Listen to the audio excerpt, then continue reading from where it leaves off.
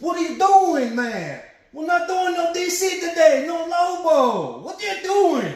You got the Etrigan in the thing, and then we got the mini statue from Randy Boyd, and the what do you call this guy? The Yellow Lantern Sinestro. Come on, man, get this out of the shot. We don't need no DC today. We're doing Marvel. This guy, he don't listen to me.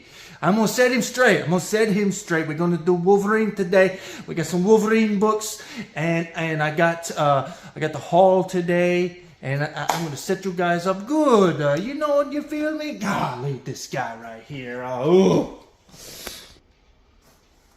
Okay, guys, so you'll have to excuse our producer there. He just gets a little anxious about backgrounds and stuff. But I completed a run, a very special run to me. It is Wolverine Volume 2. I've said it a million times, but I'll say it again. I saw it in the back bins today, so I feel the need to bring it up. I refer to the Chris Claremont and Frank Miller 4-issue miniseries as Wolverine Volume 1. And I went to the deep today, and lo and behold, what I refer to as Volume 2 was listed as Volume 1 on the tab. So I feel the need, for you new viewers out there. I lovingly refer to Frank Miller and Chris Claremont's 4-issue miniseries of Wolverine as Wolverine Volume 1. And then the run I just completed today, Volume 2. And I hope you guys are going to be patient with me. I'm going to try and run through these books as fast as I think I can, and if I think I can, I'm going to try to edit this video and maybe put some music in the background, just something a little extra, so you guys can make it through a 196 issue showcase.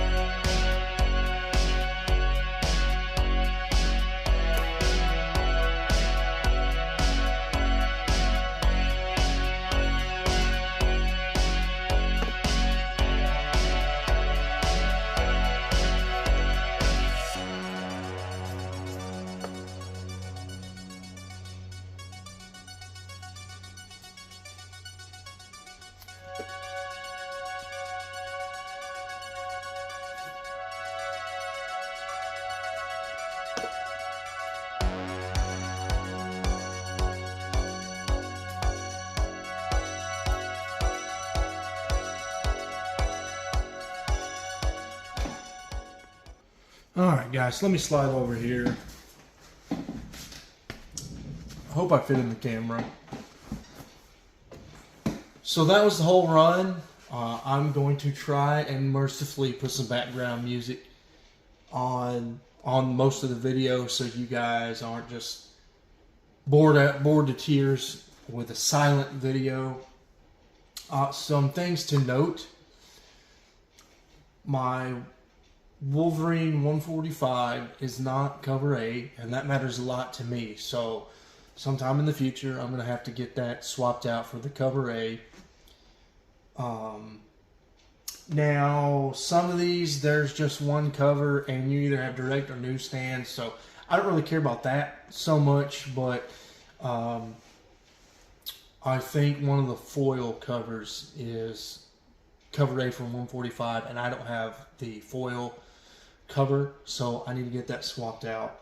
And there's technically 102.5 is an issue in this series, but it's a specialty like gimmick book.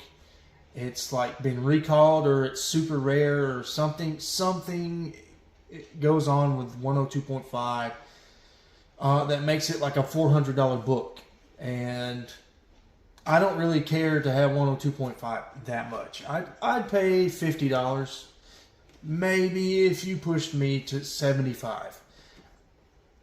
But just max $75 for 102.5, and that's me acknowledging its rarity. So I don't have 102.5, but I do have -1. I showed that. And then I don't know where 99 fits into the run, so I just stuck it here at the end. I don't know if you could see it on camera, but where the 1998 annual should have been, Wolverine went to a bi-monthly book, and so I think for that year or so, Marvel took out the annual, just didn't do an annual. They just decided to make Wolverine a bi-monthly book. So there is no 1998 annual in existence. And then again, also, I didn't know where that was in the run. I'll have to get it cataloged and put away properly. It's been a 10-year hunt, just about. January of next year will be 10 years of me in the hobby, and there were 2 characters. Well, there was roughly 3 characters I got into in the hobby at the jump, day one. I wanted to get into a little bit of DC and a little bit of Marvel, and Lobo was one of them. Obviously, had to get into Lobo. Check him out. He just looked like a character I'd be into. Then I had my Batman phase. I just thought all fans of superhero comics need to be into Batman and read Batman. And it's crazy. Almost 10 years later, I can't stand the character anymore.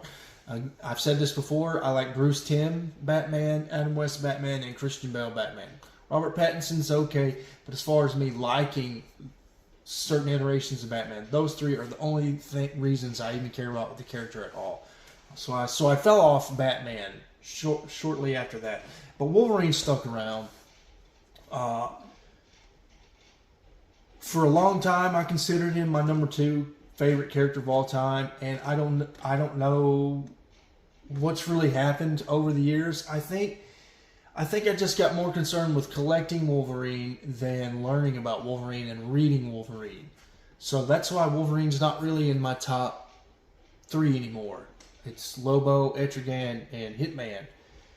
And it's going to be tough to beat Etrigan and Hitman and climb back into the top 2.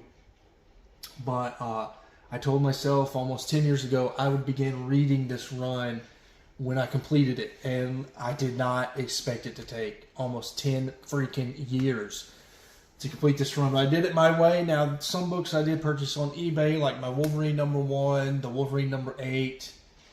I came close many times breaking down and buying the Wolverine 155, the Hulk 340 homage cover with Deadpool on eBay. I didn't though. I found it in the wild at Memphis Comic Expo in a real recent video.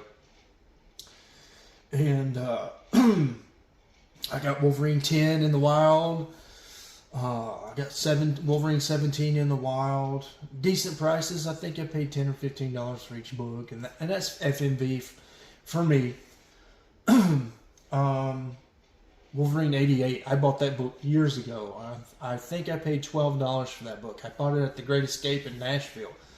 And it's just crazy to think, you know, right here at the end with all this, right here at the end of my run, all this Wolverine and Deadpool hype is going on, and I'm just so glad that I have not only every big book in this run except 102.5, but I feel like only diehard collectors really even know about 102.5. And I have all the big Deadpool books, but I have the whole run finally. I don't have to spend a lot of time in dollar bins anymore looking for Wolverine books. You know, I can now prioritize time in the hunt elsewhere to other things that I'm collecting. You know, so what next? What next now that I'm done? I feel like that's a valid question. I'm going to read Wolverine Volume 2, and then, I don't know if I've ever said this on the channel, I'm actually in pursuit of completing every single Wolverine volume. And then after I do that, I may go on to ancillary miniseries. Like I do want to get Wolverine and Kitty Pryde. I feel like there's some very base level speculation hype behind Wolverine and Kitty Pryde #1. There may be a key or two in that miniseries. I don't know. That is one miniseries I want to get on sooner rather than later. Now that it's apparent the X-Men are definitely coming to the MCU. I'd like to hunt down some Wolverine keys now that I have this secondary income, which paid for me completing the run today. I'm going to chase the Holy Trinity. We will see. I don't know if I'll ever own a Hulk 181, a Hulk 180, or a Hulk 182. But now that I have the opportunity to have a secondary income and save money on the side, and it not affect my wife and my family, we'll see. I mean, with Wolverine being announced in the MCU, I don't know if I'll ever be able to catch that book. I feel like this is my last chance. Where low and mid-grade Hulk 181s are in the market right now, I feel like I have a slim chance of just buckling down for a good year with the secondary income and really saving money. And maybe by summer of next year or fall of next year, I could be holding a Hulk 181. And then once I get 181 out of the way, I'll go down to 180 and then 182, which 182 is fairly easier to obtain. And then maybe I'll chase Giant Size X-Men 1. I'm not too sure. I just came to peace a long time ago that Wolverine's biggest keys I may never get to own. That's something I've had to just come to terms with as a completionist, as a collector, and I'm okay with that. I'm okay with just having, you know, if I never have another Wolverine key again, I am okay with having a complete Wolverine solo series library. If you made it this far, I don't know how much time is on my phone. Thank you very much for watching this video. They say success doesn't matter if you don't have anyone to share it with. So I'm very grateful to share this accomplishment with you guys. This was the second ever goal I set for myself in the hobby. When I got in, I wanted to complete Wolverine Volume 2. And that was before I shot for the moon and I wanted to go for 3, 4, 5. And now we're up to Wolverine Volume 7. And now I've just got Volume 3 and Volume 4 to go and complete those. And I'm over 75% done with Volume 3 and 4 before I have those complete. And then Volume 7, I'm a little behind on Volume 7. But it's still on shelves, and it should be fairly easy to catch up to. There's no big books other than Wolverine 13. I it's either Wolverine 13 or X-Force 13. I can't remember. All the books are interconnected right now, and I forget. I think Wolverine 13 is the key. And then I have the Wolverine #1 cover A, which is a semi-valuable book as far as what's coming out on shelves right now. But yeah, that'll do me, guys. I can't believe I arrived almost 10 years later. But I made it happen with determination and focus. And I had to go through some hiatuses, some valleys, some times where I wasn't buying comics. And then I had peaks, which this last year and a half has been a Wolverine peak. I really knocked out this run over the last year and a half, 2 years.